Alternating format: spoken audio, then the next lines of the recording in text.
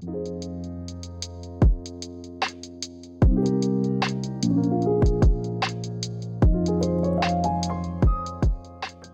everybody, welcome back to the Pressing Matters. I'm Scott, thank you for tuning in. Today I get to talk about one of the seminal albums of my youth. I'm talking about the Stooges' Funhouse. Rhino High-Fidelity released the debut album. Everyone was anticipating this was coming, and finally it's out. This is their second album, and it... how can I say this politely? It expands the scope of the earlier effort. What I mean by that is it is completely off the handle. It completely lets loose. It is visceral. It's menacing. It's dark and twisted. Those things were hinted at in the first album, of course, but this took it to a whole other level. And it's always been one of my favorite albums from this time period. It was so ahead of its time. I first picked this up when I was working at a record store when I was still in high school.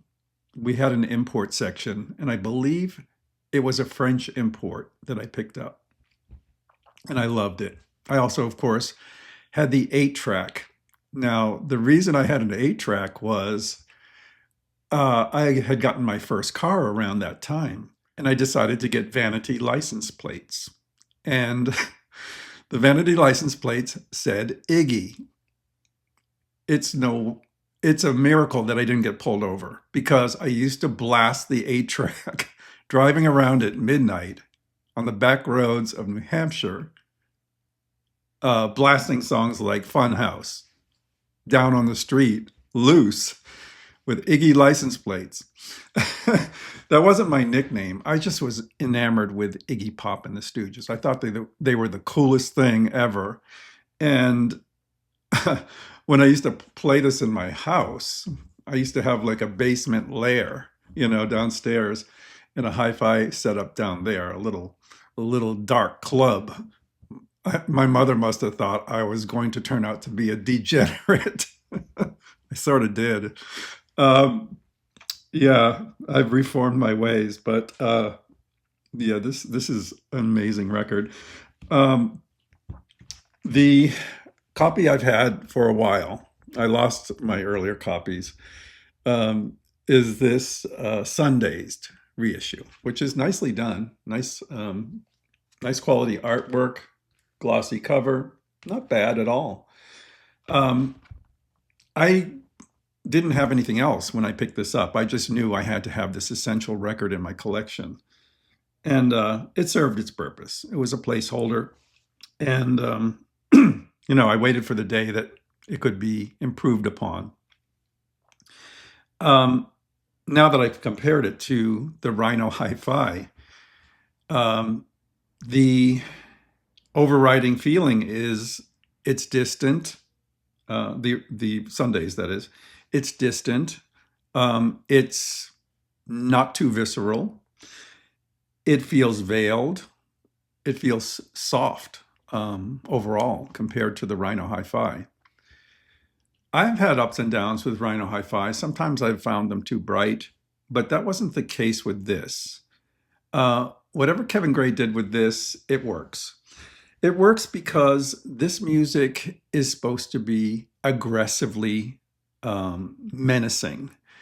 And he's cleared up the murk on the Sundazed reissue and given us more detail, but not at the expense of brightness. Sometimes I wish this record could have a little more bass, but overall, I think it's the Rhino Hi-Fi is giving us exactly what's on the tape. Songs on here, it's like a greatest hits to me, but Down on the Street opens the album with a wonderful groove and a snarling vocal from Iggy. That's followed by Loose, which feels like they've abandoned all reason and just like blown it out. It's so loud and aggressive. I love that song too. TVI, of course, is a famous one. That's really good too. But on side one, my favorite is Dirt.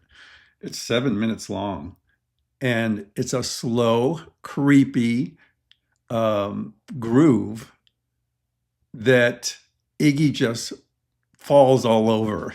It sounds like he's rolling on the floor, mumbling these lyrics, groaning, yelping, and it's an amazing performance. Dirt is really good. Side two has 3 songs on it: 1970, Funhouse, and LA Blues. And Funhouse does stretch out also to 7 minutes. The band at this time was Iggy Pop on vocals, Dave Alexander on bass, Ron Ashton on guitar, and Scott Ashton on drums. There is saxophone on this album too, and it's used sparingly but very effectively. Stephen McKay. I saw Iggy twice in my life. One time was in Boston in the 80s. I'm not sure what tour it was, but it was probably around 83 or so at a small club called The Channel. It was a great performance, very rough, but I loved seeing Iggy for the first time.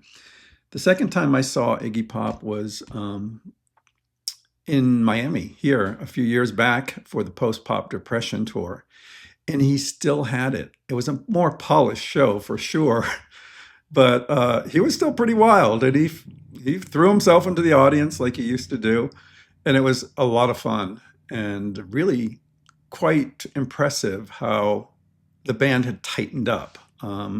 This is a different band, of course, but how his sound tightened up, but still had an edge. And he pulled out a lot of hits from this record. The new Rhino High-Fidelity is an instant buy for me. I had to get it. I am pleased that I got it. I think it was well worth the money. There is, I just want to show you one thing about the covers, and I'll show you this in close-up. This Sundazed reissue really reproduces the cover art quite well. There's so much more detail. This looks more blurry, sort of an interpretation of the cover. Interesting. I'm not sure why. They probably just didn't have access to the original photo or artwork.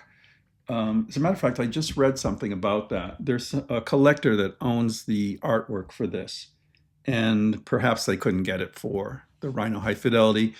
But no matter, it looks really beautiful. High gloss, of course. The centerfold looks great. And overall, it's a high quality package, high quality mastering. The record surfaces were silent. And I was loving going back in time and listening to this, one of the more important records in my youth. Let me know what you think about Funhouse and the Stooges. Have you heard it? I suggest you stream it and check it out if you haven't. It's not for everybody. It's definitely not for everybody. You have to have a certain mindset to enjoy this record. But I think anyone who is interested in the history of rock, and particularly the beginnings of the punk movement, the Protopunk, you're going to love this record. Until next time, I'm Scott for The Pressing Matters. Thank you so much for watching, and have a great day.